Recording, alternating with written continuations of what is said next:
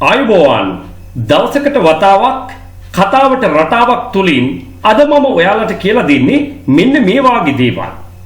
කුඩේ අටවන්න, කුඩේ ඉහලන්න කියලාත් අපි කියනවා. කුඩේ බාන්න, එහෙම නැත්නම් කියනවා කුඩේ අකුලන්න, net එක දාන්න, net එක හකුලන්න. මෙන්න මේ වාගේ අදහස් කොහොමද අපි හරියටම ඉංග්‍රීසියෙන් කියන්නේ? මේක ගොඩාක් අයට ප්‍රශ්නයක්. ඒ සියලුම ප්‍රශ්න වලට විසඳුම් අද පාඩමින් ලැබෙනවා. ඒත් එක්කම ඔයාට මගේ ඔන්ලයින් ක්ලාසස් සහ නේවාසික පුහුණු කඳවුරු පිළිබඳව සම්පූර්ණ විස්තරයක් මේ පාඩම අවසානයේදී ලබා ගන්න හැකියාවක් තියෙනවා. Unfurl the umbrella. මෙන්න මෙතනදී මම යොදා ගන්න ක්‍රියාපදයේ ගැන විස්තරය මම ඊළඟට කියලා දෙන්නම්. දැනට බලා ගන්න unfurl the umbrella. umbrella කියන්නේ vowel sound එකකින් පටන් ගන්න වචනයක්.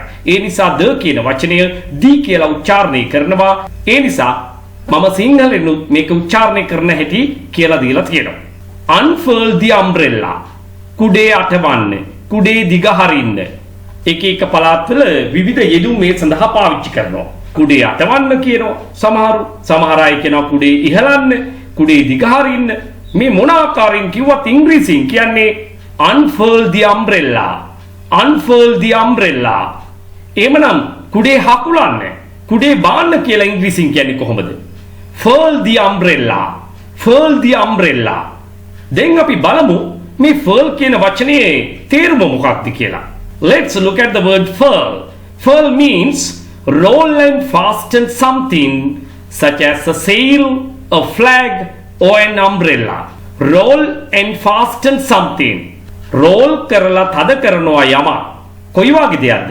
Such as වැනි, a sail, රුවලක්, a flag, කොඩියක්, an umbrella, කුඩයක් කොඩියක් වෙන්න පුළුවන්, නැවක රුවලක් වෙන්න පුළුවන්. මෙන්න මේ වගේ ඕනෑම දෙයක්. පැහැදිලිද? ඒක රෝල් කරලා තද කරනවට කියනවා.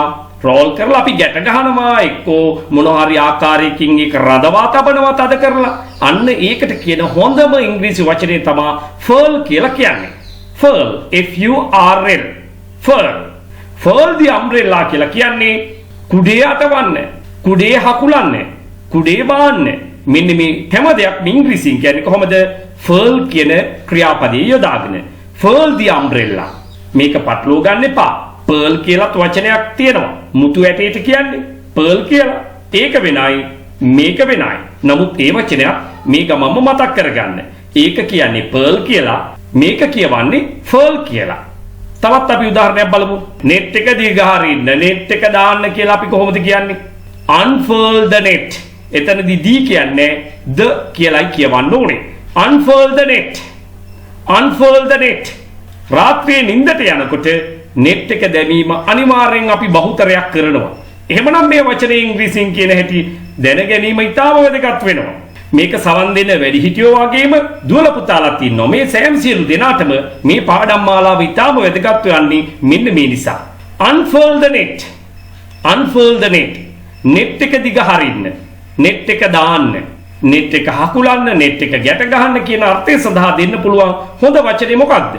furl the net. furl the net. ඇයි එහෙම කියන්නේ? furl means roll and fasten something. roll and fasten something. roll and fasten something. net එක හකුලන්න, net එක ගැට ගහන්න, මේ සියලුම අර්ථ සඳහා පාවිච්චි කරන්න පුළුවන් හොඳ අපූර්ව ක්‍රියාපදයක් තමයි furl කියලා කියන්නේ. furl the net. net එක හකුලන්න. දැන් කොඩියක් ඔසවනවට කියනවා අපි hoist the flag. hoist the flag. ඉතින් කොඩිය ඔසවන්න නම් ඊට කලින් කොඩිය දිග හරින්න ඕනේ. අන්න වචනය මොකක්ද? unfurl the flag. unfurl the flag. කොඩිය දිග හරින්න. unfurl the flag. කොඩිය දිග හරින්න. කොඩිය හකුලවන්න කියලා අපි කියන්නේ කොහමද? furl the flag. furl the flag. මෙන්න මේ විදිහටයි ඔයා මේ වචන පාවිච්චි කරන්නට ඕනේ. මෙන්න මේ වගේ අපූර්ව වටිනා දේවල් ඉගෙන ගන්න ඔයා සමන් යපා YouTube channel එකත් එක්ක හැමදාම රැඳිලා ඉන්න. දවසකට වතාවක් කතාවට රටාවක් තුලින් යලිත් හිත හමු වීමේ බලාපොරොත්තුවෙන් මා ඔබෙන් සමුගන්නවා. ආයුබෝවන්. පාසල් යන දරුවන්ට උසස් අධ්‍යාපන කටයුතු වල නිරත වෙලා ඉන්න අයට, රැකියාවල නිරත අයට, ඒ වගේම රැකියාව බලාපොරොත්තුවෙන් සිටින අයට එහෙමත් නැත්නම් විභාග ප්‍රතිඵල බලාපොරොත්තුෙන් සිටින කෙනෙක් වෙන්න පුළුවන්. ඔයාගේ දැනුමට ගැළපෙන විදියට කණ්ඩායමකට එකතු වෙන්න පුළුවන්. එහෙම නැත්නම් තනි පුජ්‍යල පන්තියක් සංවිධානය කරගන්නට පුළුවන්. මේ සියලුම පන්ති දෙආකාරයකට පැවැත්වෙනවා. ඔන්ලයින් ක්ලාසස් ලෙසත්, නේවාසික පුහුණු කඳවුරු ලෙසත්. විශේෂයෙන්ම පාසල් යන දුවල පුතාලට නම් ඔවුන්ගේ නිවාඩු කාලවලදී මේ නේවාසික පුහුණු කඳවුරු සඳහා සහභාගී වෙන්න පුළුවන්. සාමාන්‍ය පෙළ විභාගයෙන් පසුව එහෙම නැත්නම් උසස් පෙළ විභාගයෙන් පසුව ප්‍රතිඵල බලාපොරොත්තු වෙන්න ඉන්න සිසුන්ට දින 45 නේවාසික කඳවුර සඳහා අනිවාර්යයෙන්ම සහභාගී වෙන්න පුළුවන්. ඒ වගේම වැඩිහිටියෙක් වෙන්න පුළුවන්, රැකියාවක් බලාපොරොත්තු වෙමින් ඉන්න කෙනෙක් වෙන්න පුළුවන්. මෙකී නොකී ඕනෑම කෙනෙකුට ඉංග්‍රීසි භාෂාව ව්‍යාකරණානුකූලව ඉගෙන ගන්න ගමන් චතුර ලෙස ඉංග්‍රීසි කතා කිරීමට අවශ්‍ය නම් ඔවුන්ට නේවාසික කඳවුරු සඳහා සහභාගී වෙන්නට පුළුවන්. ඔබ මේ සම්බන්ධව උනන්දුවක් දක්වන්නේ නම් ඔබගේ අවශ්‍යතාවය පැහැදිලි කරමින් 071 011 22 62ට දැන්ම WhatsApp voice message එකක් යොමු කරන්න.